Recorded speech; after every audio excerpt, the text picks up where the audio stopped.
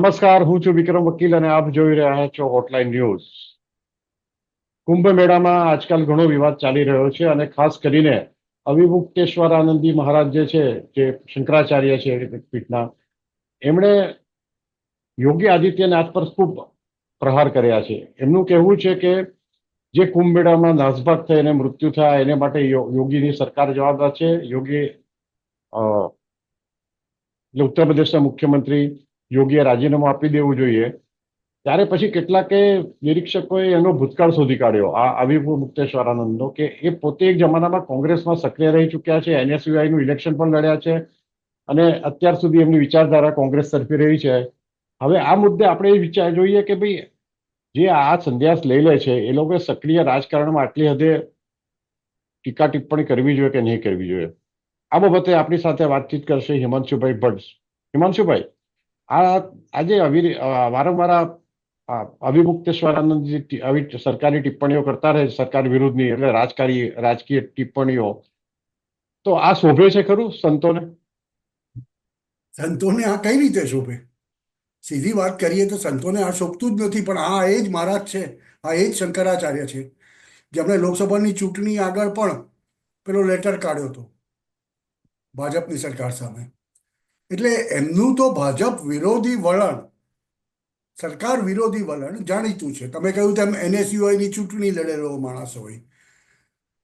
હવે સંન્યાસ લીધા પછી મમતા કુલકર્ણી અખાડામાં સંન્યાસ લે છે અને સાંસારિક જીવનથી દૂર થઈ જાય છે. પછી મમતા કુલકર્ણીનું નામ આપણને સાંભળવા નથી મળતું. પણ આ મહારાજ સાહેબ, આ શંકરાચાર્યજી, વેલ શંકરાચાર્ય છે અને એ પણ કઈ રીતે છે? કોર્ટના એમાં પણ કોર્ટનો વિવાદ ત્યાં પણ ચાલી રહ્યો છે. હા, હવે એટલે એમની વાત, કોર્ટનો ચુકાદો જો એમની વિરુદ્ધ આવે તો એમણે છોડવું પડે આ પદ, એવું છે. છોડવું પડે પદ, એવી સ્થિતિમાં છે. પણ છતાં એ તો બોલશે. જેવી રીતે જયા બચ્ચન બોલે છે કે 1500 માણસ મરી ગયા અને નદીના પાણીમાં વહાવી દીધા, એવી રીતે આ પણ બોલે છે.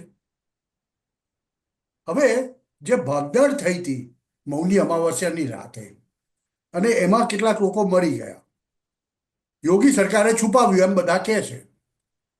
સરકારની ફરજ શું હતી તે વખતે? સીધી સાદી ભાષામાં કહીએ તો સરકારની ફરજ એ હતી કે મેળામાં, કુંભના મેળામાં શાંતિ પ્રવર્તી રહે, તે સૌથી પહેલું કામ સરકારે કરવાનું હતું. હવે એના માટે જરૂરી જે વસ્તુ હતી તેમણે કરી. માહિતી તો આપી એમણે કે આ ભગદડ થઈ છે. હવે તાત્કાલિક કેમ નહીં આપી, આ કેમ નહીં કર્યું, તે કેમ નહીં કર્યું? જુઓ, બોલવું બહુ સાચું છે અને બોલવું બહુ સહેલું છે, પણ બોલવું અને આચરણ કરવું બેમાં બહુ ફરક છે. હવે જ્યારે આની તપાસ થઈ રહી છે ત્યારે એમાં એવી કંઈક ખબર પડી રહી છે કે એક ગ્રુપ હતું 10-15 જુવાનિયાઓનું, અને બધું કહેવાય છે કે સમાજવાદી પાર્ટી સાથે લિંક હતું. હવે એની તો તપાસ ચાલી રહી છે. યોગી સરકારે કહ્યું છે કે 2 દિવસમાં અમે બધું બહાર કાઢીશું. એ લોકો જાણી જોઈને બેરિકેડ કૂદે છે, બીજી જગ્યાએ જાય છે, એક બેરિકેડ કૂદીને બીજામાં ઘૂસે છે અને પછી ત્યાં ભાગદોડ મચાવે છે. તો આના માટે વાંક. હવે જ્યારે મૌની અમાવસ્યા જેવા દિવસે 5 થી 10 કરોડ લોકો એક ચોક્કસ 30-40 સ્ક્વેર કિલોમીટરના એરિયામાં હોય, ત્યારે ભાગદોડ ના થાય તો જ નવાઈ લાગે. પણ બધું વ્યવસ્થિત રીતે ચાલતું હતું અને અચાનક આ બને. વાત કરનારા તો વાત એ પણ કરવા માંડે કે આવી ભાગદોડ તો 10 જગ્યાએ થઈ હતી, સરકારે એ છુપાવી રાખ્યું, યોગી સરકારે એ છુપાવી રાખ્યું. પણ આજે એ જે 5-10 કરોડમાંથી 90% ભારતીયો હતા. વિક્રમભાઈ, હું તમને લોજિક કહું, સિમ્પલ વસ્તુ છે કે 90% ભારતીયો હતા, 10% જ બહારથી આવેલા લોકો હતા. હવે એ 90%ના બધા 90% જો પોતપોતાના ઘરે પહોંચી ગયા હોય આખા દેશમાં, અને જો આવી રીતે 1000-1500 માણસ ને પાણીમાં વહાવી દીધા હોય, જેમની કોઈ ખબર જ ના હોય, લાપતા હોય, તો શું તમે એમ માનો છો કે ભારત જેવા દેશમાં હોવા ના થાય? આજે તમે મને કહો કે સુરતમાંથી એક માણસ ગુમ થયો હોય તો આપણી 60 લાખની વસ્તીમાં એ જે માણસ ગુમ થયો છે તેની આજુબાજુવાળા કે તેના સગા સંબંધીઓ કે તેના સમાજવાળા શું બૂમાબૂમ ના કરે? પછી એ ભાજપનો હોય કે કોંગ્રેસનો હોય કે સમાજવાદી પાર્ટીનો હોય કે ગમે તે હોય. સાચી વાત છે.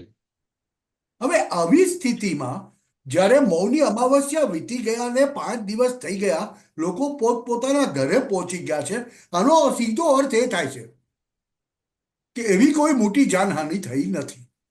પ્રેક્ટિકલ લોજિકલી જોઈએ તો તે દર્શાવે છે. હા, ભાગદોડ થઈ હશે, એકાદ બેને વાગ્યું હશે, 2-5 યસ વિષય પણ ગયા હશે, જે નિર્બળ લોકો હશે કે જે લોકો શારીરિક રીતે સંપૂર્ણપણે અસ્વસ્થ હશે અને જે સમયસર ખસી નહીં શક્યા. હિમાંશુભાઈ, એ આમાં તો બન્યું હશે. એક એવું પણ લાગે છે કે આ લોકો અમુક જે ટોળકી છે ખાસ એ રાહ જોઈને બેઠી હતી કે આટલા મોટા હા, આયોજનમાં કંઈક નાનું પણ થાય તો આપણે એને ચગાવીને મોટું સ્વરૂપ આપી દઈએ. પણ આને આવા જે તત્વો છે એની સાથે જ્યારે એક સંત બેસી જાય, કહેવાતા સંત બેસી જાય, ત્યારે ખૂબ આંચકો લાગે.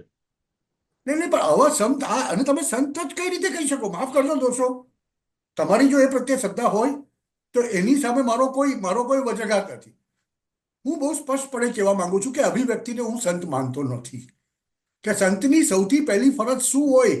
કે સમાજની સ્થિરતા જળવાઈ રહે, સમાજમાં કોઈની જાનહાનિ ના થાય, અને એ માટે જરૂરી હોય તે બધું કરે. જો તે એમ માનતા હોય કે બૂમાબૂમ કરવાથી, આ રીતે ખોટી બૂમાબૂમ કરવાથી સમાજમાં શાંતિ જળવાઈ રહેશે, તો તે વાત મારા હિસાબે ખોટી છે. એટલે આ શંકરાચાર્યની વાત તો માનવી એ મારા માટે, કે મારા જેવા બહુ બધા લોકો છે જે લોકો એમ કહે છે કે આ શંકરાચાર્ય તો શંકરાચાર્ય જ નથી, હું ત્યાં સુધી જઈશ, એવું માનનારા લોકો. અને એટલે જ કદાચ સરકાર એમના બોલવા પર બહુ ધ્યાન નથી આપતી. જયા બચ્ચન જેવા સાંસદ, હવે જયા બચ્ચન ક્યારેય વીઆઈપી કે વીવીઆઈપીની સુરક્ષા સિવાય બહાર નથી જતા, મુંબઈ જેવા શહેરમાં પણ. અને એ મહિલા આવીને એમ કહે છે કે કુંભમાં 1500 લોકો મરી ગયા અને એમની લાશો પાણીમાં વહાવી દેવાય. મતલબ શું છે એમનો? એ ક્યારેય સામાન્ય માણસ બનીને, મારા તમારા જેવા સામાન્ય માણસ બનીને કુંભમાં ગયા છે? પ્રયાગરાજ ગયા છે? નહીં નહીં, આ તો ખાલી એક આક્ષેપ કરવા ખાતર આક્ષેપ કર્યો છે એમણે પણ, કારણ કે એમણે સંસદ તરીકે સમાજવાદી પાર્ટી એમને મોકલ્યા છે રાજ્યસભામાં, એટલે એમણે સમાજવાદી પાર્ટીની લાઈન લેવી પડે.